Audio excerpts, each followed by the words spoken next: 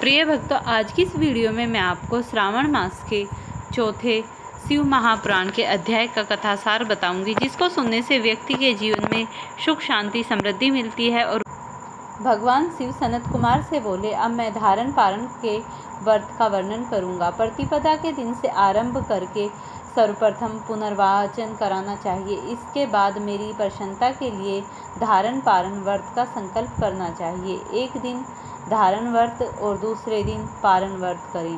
धारण में उपवास तथा पारण में भोजन करें।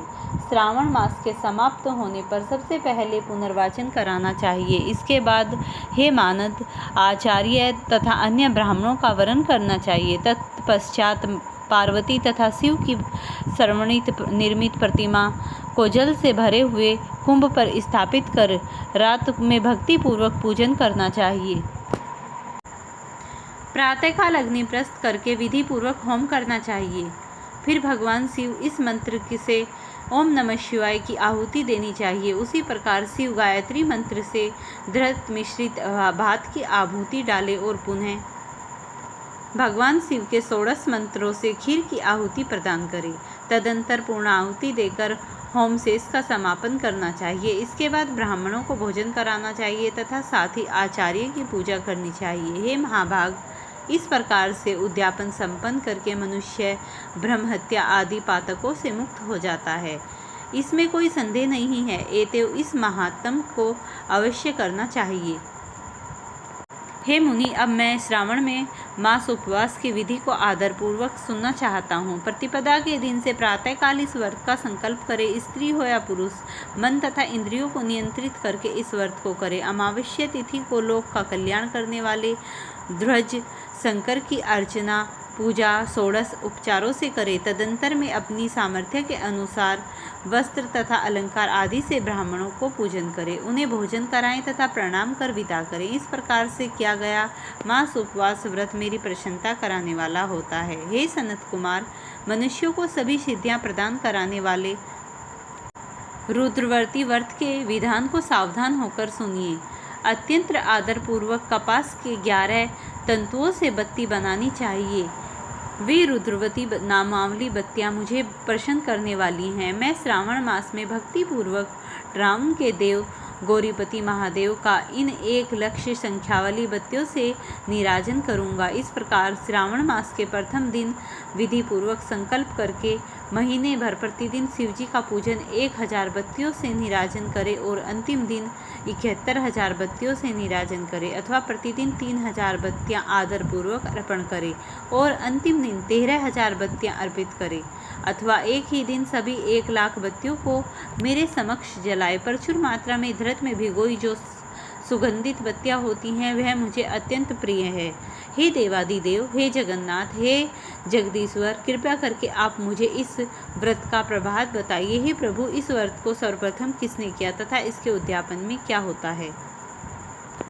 भगवान शिव बोले, हे ब्रह्मपुत्र, व्रतों में उत्तम इस रुद्रवर्ती व्रत के विषय में सावधान होकर सुनिए। यह व्रत महापुण्यप्रद, सभी उपद्रवों का नाश करने वाला, प्रति तथा सौभाग्य देने वाला, पुत्र पौत्र समृद्धि प्रदान करने वाला, व्रत करने वाले के लिए प्रति शंकर जी के प्रति उत्पन्न करने वाला तथा परम शिवलोक को देने वाला, तीनों लोकों में इसी रुद्रवर्ती के समान कोई उत्तम व्रत नहीं है। इस संबंध में लोग यह प्राचीन दृष्टांत देते हैं।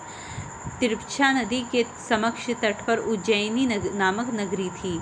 उस नगरी में सुगंधा नामक एक परम सुंदरी वीरांगना थी। उसने अपने साथ सत्संग के लिए अत्यंत दुस्साहस शुल्क निश्चित कार्य किए थे।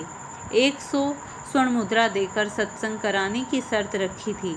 उस सुगंधा ने युवकों तथा ब्राह्मणों को भ्रष्ट कर दिया।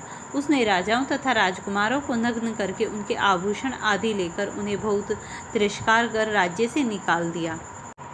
वह 6 रोगों और 36 रागनियों के गायन में तथा अन्य बहुत से भेदों का भी गायन क्रिया में अत्यंत कुशल थी। वह नित्य में रांभा आदि देवांगनाओं से भी तिरस्कृत कर देती थी और अपने एक पग पर अपनी गति से हाथियों तथा हंसों का उपहास करती थी।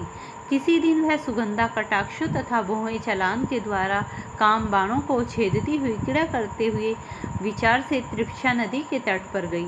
उसने ऋषियों के द्वारा सेवित मनोरंजन नदी को देखा। वहाँ कई विप्र ध्यान में लगे हुए थे तथा कई जप में लीन थे, कई शिवाचन में रत थे तथा कई विष्णु के पूजन में तल्लीन थे। हे महामुनि, उसने उन ऋषियों के बीच विराजमान मुनि वशिष्ठ को देखा। उसके दर्शन के प्रभाव से उसकी बुद्धि प्रवृत्त हो गई। जीवन तथा विशेष रूप से विषयों से उसकी विरक्ति हो गई। वह अपना सिर झुकाकर बार बार मुनि को प्रणाम करके अपने पाँव की निवृत्ति के लिए मुनि श्रेष्ठ वशिष्ठ से कहने लगी। फिर सुगंधा बोली, हे अमरनाथ, हे विपेंद्र, हे सार्वधि विद्याधारण, हे योगेश्वर, मैंने बहुत से पाप किए हैं, अतः हे विप्रो, उन समस्त पापों के नाश के लिए मुझे कोई उपाय बताइए। फिर भगवान शिव सनत कुमार से बोले। उस सुगंधा के इस प्रकार कहने पर वे दीन वत्सल मुनि वशिष्ठ अपनी ज्ञान दृष्टि से उसके कर्मों को जानकर आदर पूर्वक कहने लगे। वशिष्ठ कहने लगे, तुम सावधान होकर सुनो। जिस पुण्य से तुम्हारे पाप का पूर्ण रूप से नाश हो जाए, वह सब मैं तुमसे कह रहा हूँ। हे भद्रे, तीनों लोकों में विख्यात वाराणसी में जाओ। वहाँ जाकर तीनों लोकों में दुर्लभ महान पुण्य देने वाला तथा शिव के लिए अत्यंत प्रीतिकर रुद्रावती नामक व्रत को उस क्षेत्र में करो। हे भद्रे, इस व्रत को कर तुम परम गति प्राप्त करोगी। ईश्वर बोले। तब उसने अपना धन लेकर सेवक तथा मंत्री सहित काशी में जाकर वशिष्ठ द्वारा बताए गए विधान के अनुसार व्रत किया।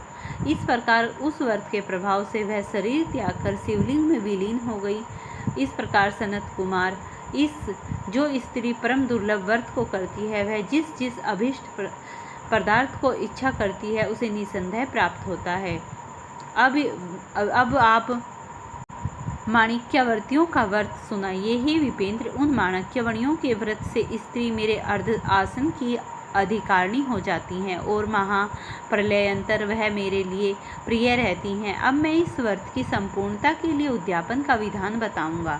चांदी की बनी हुई नदीश्वर की मूर्ति पर आसीन स्वर्णमय भगवान शिव की पार्वती सहित प्रतिमा कलश पर स्थापित करनी चाहिए और विधि के साथ पूजन करके रात्रि में जागरण करना चाहिए।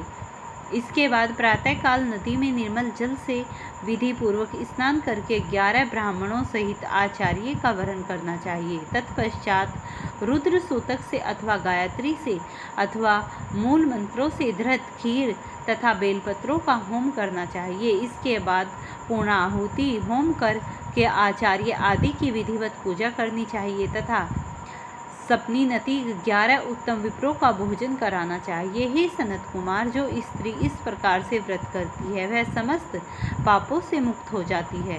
तत्पश्चात विधान पूर्वक कथा सुनाकर स्थापित की गई समस्त सामग्री ब्राह्मण को दे देनी चाहिए। इससे निश्चित रूप से 1000 अश्वमेध यज्ञों के फल की प्राप्ति होती है। इस प्रकार भगवान शिव ने सनत कुमार को कथा सुनाकर चौथे अध्याय का समापन किया।